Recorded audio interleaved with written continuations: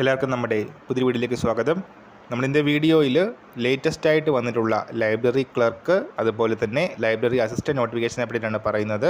Video കിടക്കുന്നതിന് മുന്നേ നമ്മളെ ചാനൽ കാണുന്നവർ ചാനൽ സബ്സ്ക്രൈബ് ചെയ്തേക്കുക. അതുപോലെ തന്നെ വീഡിയോ ഇഷ്ടപ്പെട്ടിട്ടുണ്ടെങ്കിൽ വീഡിയോ ലൈക്ക് ചെയ്യുക, വീഡിയോ മാക്സിമം ഷെയറും കൂടെ ചെയ്തേക്കുക. അപ്പോൾ ക്ലർക്കിൻ്റെ 86 വേക്കൻസി, അസിസ്റ്റൻറ്റ് 100 വേക്കൻസി, അങ്ങനെ ടോട്ടൽ 186 വേക്കൻസീസാണ് വന്നിരിക്കുന്നത്.